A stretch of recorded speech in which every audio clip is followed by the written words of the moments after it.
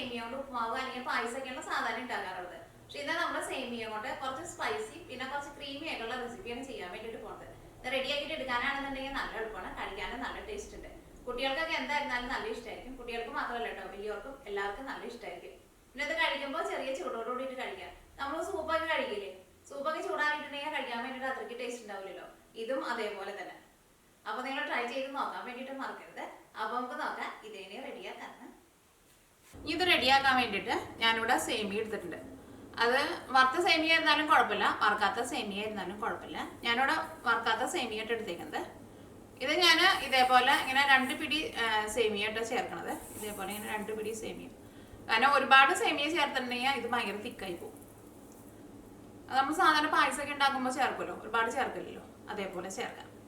പിന്നെ ഇതിലേക്ക് നമുക്ക് ഇഷ്ടമുള്ള വെജിറ്റബിൾസ് ഒക്കെ ചേർക്കാം കേട്ടോ. ഇഷ്ടമുള്ള വെജിറ്റബിൾസ് എന്ന് പറയുമ്പോൾ ഇങ്ങനെ പെട്ടെന്ന് വേവണം. നമ്മൾ സാധാരണ ഫ്രൈഡ് റൈസ് ഒക്കെ ഉണ്ടാക്കുമ്പോൾ ചേർക്കണ വെജിറ്റബിൾസ് ഉണ്ടല്ലോ, അങ്ങനത്തെ വെജിറ്റബിൾസ്. അപ്പം ഞാനിവിടെ ഇപ്പോൾ 2 ടൈപ്പ് വെജിറ്റബിൾസ് ആണ് എടുത്തേക്കുന്നത്. ഇതേപോലെ ഇങ്ങനെ ക്യാരറ്റ് എടുത്തിട്ടുണ്ട്. ക്യാരറ്റ് നല്ല പൊടിയായിട്ട് കട്ട് ചെയ്തിട്ട് എടുത്തിട്ടുണ്ട്. പിന്നെ കോൺ എടുത്തിട്ടുണ്ട്. ഇത് രണ്ടും ഞാൻ ഇതിലേക്ക് വെജിറ്റബിൾസ് ആയിട്ട് ചേർക്കണത്. അത് രണ്ടും കുറേശ്ശെ ചേർക്കാം. ഇതിനൊന്നും കറക്റ്റായിട്ടൊരു അളവില്ല കേട്ടോ. എന്നാൽ ഒരുപാട് അങ്ങോട്ട് ചേർക്കണ്ട, അപ്പോൾ ഭയങ്കര തിക്കായി പോകും. അപ്പോൾ കഴിക്കാൻ വേണ്ടിയിട്ട് അത്രയ്ക്ക് ടേസ്റ്റ് ഉണ്ടാവില്ല. പിന്നെ അതേപോലെ തന്നെ സവോള എടുത്തിട്ടുണ്ട്.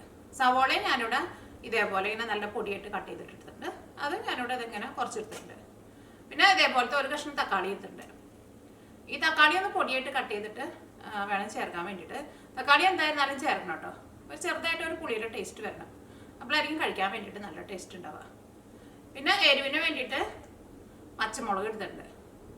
ഞാനിവിടെ ഇതേപോലത്തെ 2 ചെറിയ പച്ചമുളകിന് എടുത്തേക്കുന്നത്. ഇത് നല്ല പൊടിയായിട്ട് കട്ട് ചെയ്തിട്ട് ചേർക്കാം. പിന്നെ കുറച്ച് ഉണക്കമുളക് ക്രഷ് ചെയ്ത് എടുത്തിട്ടുണ്ട്. അപ്പോൾ ഇതിലേക്ക് ചേർക്കണ ഒന്നിനും കറക്റ്റ് ഇത്രയ്ക്ക് അളവൊന്നുമില്ല. എല്ലാവരും നമ്മുടെ ടേസ്റ്റിനനുസരിച്ചിട്ട് കുറേശ്ശെ ചേർത്ത് കൊടുക്കുക. അപ്പോൾ ചേർക്കുമ്പോൾ ഒരുപാട് ചേർക്കണ്ട. പിന്നെ ഞാനിവിടെ ഇതേപോലെ ഇങ്ങനെ ഇറ്റാലിയൻ സീസണിങ് എന്ന് പറഞ്ഞിട്ട് നമുക്ക് വാങ്ങാൻ വേണ്ടിയിട്ട് കിട്ടും. ഇറ്റാലിയൻ സീസണിങ് തന്നെ വേണമെന്നില്ല കേട്ടോ. അല്ലെങ്കിൽ നമുക്ക് പിസ്സ ഹെർബ്സ് അല്ലെങ്കിൽ പിസ്സ മിക്സ് എന്നൊക്കെ പറഞ്ഞിട്ട് വാങ്ങാൻ വേണ്ടിയിട്ട് കിട്ടുമല്ലോ. അങ്ങനത്തെ ആയിരുന്നാലും കുഴപ്പമില്ല. അപ്പോൾ ഇങ്ങനത്തെ എന്തായിരുന്നാലും നമ്മൾ ചേർക്കണം, അപ്പോഴായിരിക്കും അതിൻ്റെ ശരിക്കുള്ള ടേസ്റ്റ് വരാൻ. സാധാരണ ഇപ്പോൾ നമ്മുടെ നാട്ടിലൊക്കെ ആയിരുന്നാലും എല്ലായിടത്തും നിന്ന് വാങ്ങാൻ വേണ്ടിയിട്ട് കിട്ടുമല്ലോ. അപ്പോൾ അത് ഉണ്ടെന്ന് വെച്ചിട്ടുണ്ടെങ്കിൽ കഴിയുന്നതും ചേർക്കാൻ വേണ്ടിയിട്ട് നോക്കാം. പിന്നെ ഞാനിവിടെ 1 ടേബിൾ സ്പൂൺ മൈദപ്പൊടി എടുത്തിട്ടുണ്ട്. പിന്നെ പഞ്ചസാര വേണം. പഞ്ചസാര ഒരുപാട് ചേർക്കണ്ട കേട്ടോ. ഒരു മധുരത്തിന് വേണ്ടിയിട്ടല്ല ചേർക്കണത്, അതിൻ്റെ ഒരു ടേസ്റ്റ് ഒരു ബാലൻസ് ചെയ്യാൻ വേണ്ടിയിട്ട് ഒരു 2 നുള്ളു ചേർത്താൽ മതി. അത് ഞാൻ ചേർക്കുന്ന സമയത്ത് എന്തോരം ചേർക്കണം എന്നുള്ളത് പറയാം. പിന്നെ ബട്ടർ വേണം. ബട്ടർ ഇപ്പോൾ ഉപ്പുള്ള ബട്ടർ ആയിരുന്നാലും കുഴപ്പമില്ല, ഉപ്പില്ലാത്ത ബട്ടർ ആയിരുന്നാലും കുഴപ്പമില്ല. ഞാനിപ്പോൾ ഇവിടെ എടുത്തേക്കുന്നത് ഉപ്പില്ലാത്ത ബട്ടറാണ് എടുത്തേക്കുന്നത്. ഞാൻ സാധാരണ എപ്പോഴും ഉപ്പില്ലാത്ത ബട്ടറാണ് വാങ്ങാറ്. പിന്നെ ഇതിലേക്ക് പാലും വേണം. പാല് ഞാൻ എന്തോരം ചേർക്കാന്നുള്ളത് പറയാം. അത് കുറച്ച് ഒരു ക്രീം പോലെ ഇരിക്കണം. അപ്പം അതനുസരിച്ചിട്ടാണ് നമ്മൾ പാല് ചേർത്ത് കൊടുക്കുക. പാല് ചേർക്കുമ്പോൾ തിളപ്പിച്ച പാലായിരുന്നാലും തിളപ്പിക്കാത്ത പാലായിരുന്നാലും കുഴപ്പമില്ല. കാരണം ഞാനിപ്പോൾ പാലെന്ന് പറഞ്ഞിട്ടുണ്ടെങ്കിൽ മിക്ക റെസിപ്പിയിൽ അങ്ങനെ പറയുമ്പോൾ ചിലരെടുത്ത് ചോദിക്കാറുണ്ട് തിളപ്പിച്ച പാലാണോ തിളപ്പിക്കാത്ത പാലാണോ എന്ന്. അപ്പോൾ ഏത് പാലായിരുന്നാലും കുഴപ്പമില്ല. അപ്പോൾ ഇത്രയ്ക്ക് സാധനങ്ങളാണ് ഇത് റെഡിയാക്കാൻ വേണ്ടിയിട്ട് വേണ്ടത്. അപ്പോൾ ഇതിനകത്ത് കാണുമ്പോൾ കുറേ സാധനങ്ങളുണ്ട്, പക്ഷേ ഇതല്ലാണ്ട് നമ്മുടെ വീട്ടിലെപ്പോഴും ഉണ്ടാവുന്ന സാധനങ്ങളാണല്ലോ.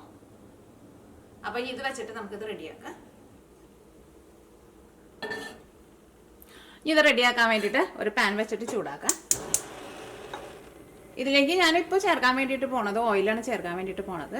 അത് നിങ്ങൾക്ക് ബട്ടറിൽ വേണമെന്ന് വെച്ചിട്ടുണ്ടെങ്കിൽ ബട്ടറിൽ ചെയ്യാം. ബട്ടറിൽ ചെയ്തിട്ടുണ്ടെങ്കിൽ കുറച്ചുകൂടി നല്ല ടേസ്റ്റ് ഉണ്ടാവും. അല്ലെങ്കിൽ ഒലിവ് ഓയിൽ വേണമെന്ന് വെച്ചിട്ടുണ്ടെങ്കിൽ ഒലിവ് ഓയിലിൽ ചെയ്യാം. ഞാനിപ്പോൾ ഇവിടെ സാധാരണ വെജിറ്റബിൾ ഓയിലാണ് ചെയ്യാൻ വേണ്ടിയിട്ട് പോണത്. എന്നിട്ട് ലാസ്റ്റാണ് ബട്ടർ ചേർക്കാൻ വേണ്ടിയിട്ട് പോണത്. അല്ലെങ്കിൽ ഈ ഓയിലിന് പകരം ബട്ടറിൽ നിങ്ങൾക്ക് ചെയ്യാം കേട്ടോ. ഇതിലേക്ക് ഓയിൽ ചേർക്കാം.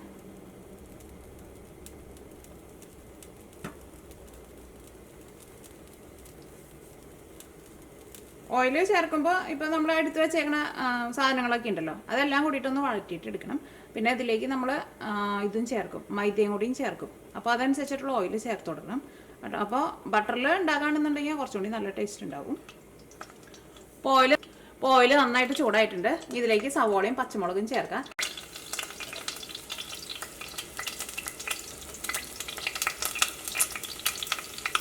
ഇതിലേക്ക് ക്യാരറ്റും ചേർക്കാം.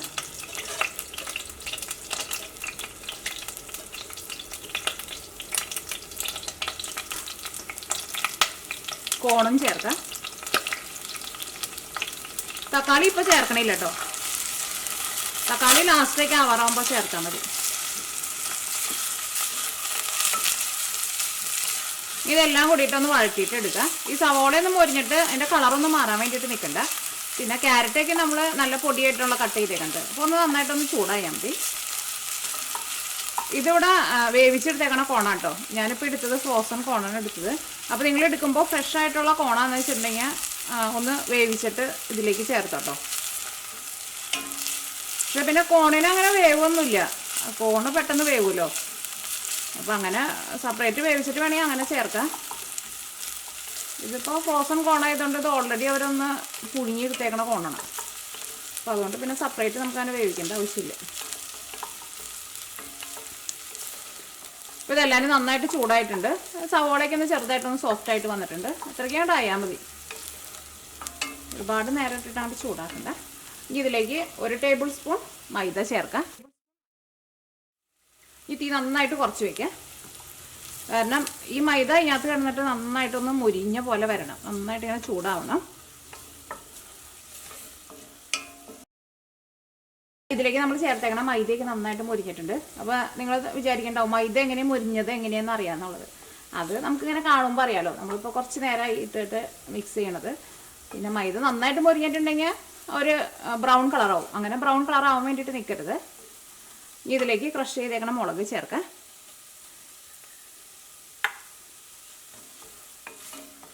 അത് നമ്മുടെ എരിവിനനുസരിച്ചിട്ട് നിങ്ങൾ ചേർത്ത് കൊടുത്തോ. ഇപ്പോൾ കുട്ടികൾക്കൊക്കെ വേണമെന്നുണ്ടെങ്കിൽ ഇപ്പോൾ ഒട്ടും എരിവ് വേണ്ടെന്ന് വെച്ചിട്ടുണ്ടെങ്കിൽ ഈ ക്രഷ് ചെയ്തേക്കണം മുളകും പിന്നെ ഈ പച്ചമുളകും ചേർത്തില്ലെങ്കിലും കുഴപ്പമില്ല കേട്ടോ. ഇതിലേക്ക് ഞാനിവിടെ സേമിയ ചേർക്കാൻ വേണ്ടിയിട്ട് പോവാണ്. അപ്പോൾ ഞാനിതിലേക്ക് 2 പിടി സേമിയ ആട്ടോ ചേർക്കണത്. സേമിയ നമുക്കറിയാമല്ലോ, കുറേ ചേർത്തിട്ടുണ്ടെങ്കിൽ ഭയങ്കര തിക്കായി പോവും. 1 പിടിയും കൂടിയും ചേർക്കാം.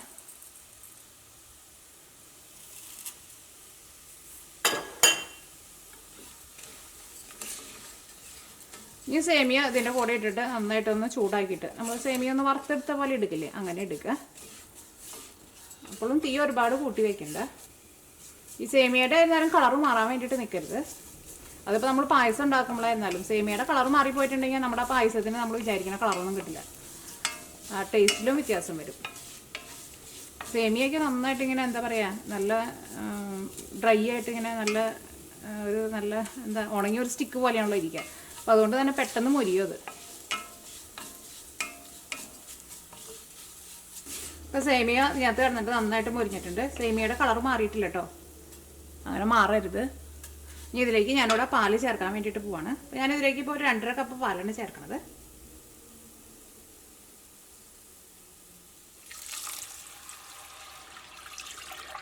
ഈ തീ നന്നായിട്ട് കൂട്ടി വയ്ക്കാം.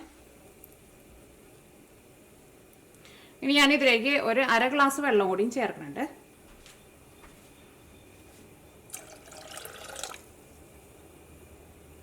അര ഗ്ലാസ് വെള്ളവും ചേർത്തിട്ടുണ്ട്. ഇനി ഇതിലേക്ക് നമ്മൾ ആ ചേർത്തേക്കുന്ന സേമിയ ഒന്ന് വെന്ത് വരണം. എന്നിട്ട് വെന്ത് വന്നു കഴിയുമ്പോൾ ഇത് നല്ല ക്രീം പോലെ വരും കേട്ടോ. അപ്പോൾ പാല് തിളച്ചു തുടങ്ങിയിട്ടുണ്ട്. ഇത് മൂടി വയ്ക്കണ്ട കേട്ടോ, തുറന്ന് തന്നെ വെച്ചാൽ മതി. ഇതേപോലെ ഇങ്ങനെ പാല് വെച്ചിട്ട് തിളപ്പിക്കുമ്പോൾ പിരിഞ്ഞു പോവില്ല കേട്ടോ. ഇനിയിപ്പോൾ നല്ല പാലല്ലാന്ന് വെച്ചിട്ടുണ്ടെങ്കിൽ ചിലപ്പോൾ പിരിയും. കാരണം ചിലർ അങ്ങനെ പറയാറുണ്ട്, അങ്ങനെ പിരിയാറുണ്ടെന്ന്. പക്ഷേ ഞാൻ ചെയ്യുമ്പോൾ അങ്ങനെ പിരിയാറില്ല കേട്ടോ. ഇത് ഞാനിപ്പോൾ ഫ്രിഡ്ജിൽ നിന്ന് എടുത്ത വഴിക്ക് നല്ല തണുത്ത പാൽ തന്നെയാണ് ഇതിലേക്ക് ചേർത്തത്. ഇനിയിപ്പോൾ നിങ്ങൾക്ക് തീ കുറച്ച് വയ്ക്കാം. ഇനിയിപ്പോൾ നിങ്ങൾക്ക് പശുമ്പാൽ വേണ്ടെന്ന് വെച്ചിട്ടുണ്ടെങ്കിൽ തേങ്ങാപ്പാൽ ചേർത്താലും കുഴപ്പമില്ല കേട്ടോ. അപ്പോൾ ഞാനിവിടെ ചെറിയ തീയിലാണ് ഇടുന്നത്. നല്ല ഇടയ്ക്ക് ഇളക്കി കൊടുത്തോ. പാലായതുകൊണ്ട് ചിലപ്പോൾ പാട ചൂടും. ഇപ്പോൾ ചിലവർക്ക് ഇങ്ങനെ പാട പോലെ കാണുമ്പോൾ ഇഷ്ടമുണ്ടാവില്ല. എനിക്കങ്ങനെ പാട കാണുമ്പോൾ ഇഷ്ടമില്ല. ഇതിലേക്ക് തക്കാളിയും ചേർക്കാം. തക്കാളി ഇങ്ങനെ ലാസ്റ്റ് ചേർത്താൽ മതി കേട്ടോ, നേരത്തെ കൂട്ടിയിട്ട് ചേർക്കണ്ട.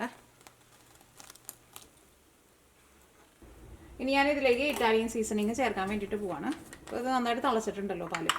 അപ്പോൾ നമ്മുടെ ടേസ്റ്റിനനുസരിച്ചിട്ട് നിങ്ങൾ ചേർത്ത് കൊടുക്കുക.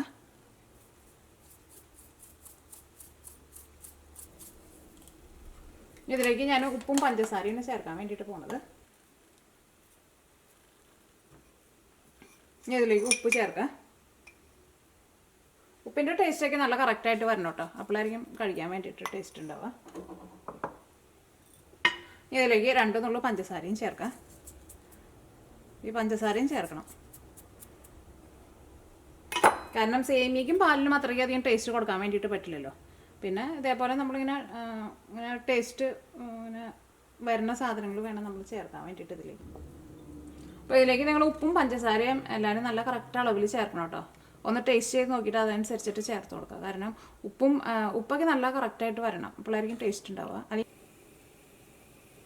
നിങ്ങൾ ഇടയ്ക്ക് തീ കൂട്ടിയും കുറച്ചും വെച്ചെടുക്കും. അപ്പോൾ ഞാൻ തീ നന്നായിട്ട് കൂട്ടി വെച്ചിട്ടുണ്ട്, കാരണം നമുക്ക് സേമിയ ഒന്നുകൊണ്ട് വെന്ത് കിട്ടിയാൽ മതി.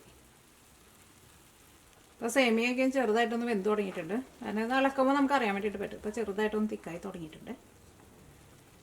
ഒരുപാട് ഭയങ്കര തിക്കായിട്ട് എടുക്കരുത്, കാരണം ഇതൊന്നും ഇരുന്ന് കഴിയുമ്പോൾ പിന്നെ അത് ഒന്നും കൂടി നന്നായിട്ട് തിക്കാവും. അപ്പോൾ അതനുസരിച്ചിട്ട് നമ്മൾ എടുക്കണം, അല്ലെങ്കിൽ ഭയങ്കര കട്ടയായിട്ടിരിക്കും. കുറച്ച് ഇങ്ങനെ ഒരു ക്രീം പോലെ ഇരിക്കണം, അപ്പോഴായിരിക്കും കഴിക്കാൻ വേണ്ടിയിട്ട് നല്ല ടേസ്റ്റ് ഉണ്ടാവുക. ഇതൊന്ന് രാവിലെ എൻ്റെ മനസ്സിൽ ഇങ്ങനെ തോന്നിയതാണ്. അപ്പോൾ രാവിലെ തന്നെ ഞാനിത് ഉണ്ടാക്കി. അപ്പോൾ മക്കൾ സ്കൂളിൽ പോണതിന് മുമ്പ് ഞാൻ ടേസ്റ്റ് ചെയ്യാൻ വേണ്ടിയിട്ട് കൊടുത്തിട്ടുണ്ടായിരുന്നു. ഇപ്പോൾ രണ്ടാമത്തെ മോളാണ് സാധാരണ ടേസ്റ്റ് ചെയ്യാറുള്ളത്. അപ്പോൾ അവൾ പറഞ്ഞു നല്ല ടേസ്റ്റ് ഉണ്ടെന്ന് പറഞ്ഞു.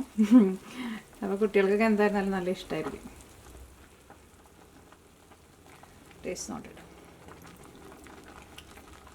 ഇപ്പോൾ ഉപ്പൊക്കെ നല്ല കറക്റ്റ് പാകമായിട്ടുണ്ട്. ഇത് സേമിയൊക്കെ വെന്തിട്ടുണ്ട്. ഇത് ചെറുതായിട്ട് ഇങ്ങനെ കുറുകി ഇങ്ങനെ ഒരു ക്രീമായി തുടങ്ങിയിട്ടുണ്ട്. ഇനി തീ ഓഫ് ചെയ്യുക. ഒരുപാട് അങ്ങോട്ട് തിക്കാവാൻ വേണ്ടിയിട്ട് നിൽക്കണ്ട. ചൂടാറി കഴിയുമ്പോൾ ഒന്നും കൂടി ഒന്ന് തിക്കാവും. അത് കഴിക്കുമ്പോൾ ചെറിയ ചൂടോട് കൂടിയിട്ട് നമ്മളിങ്ങനെ സൂപ്പൊക്കെ കഴിക്കില്ലേ, അതേപോലെ കഴിക്കണം.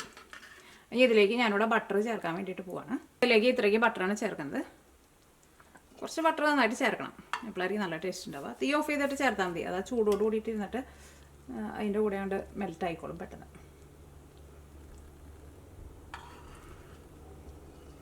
അപ്പോൾ നമ്മുടെ ക്രീമി സേമിയ റെഡി ആയിട്ടുണ്ട്. അതിന് പേര് എന്തൊട്ടാന്നുള്ളത് എനിക്കറിയില്ല, ഞാൻ അങ്ങനെ ഒരു പേര് ഇട്ടതിനാണ്.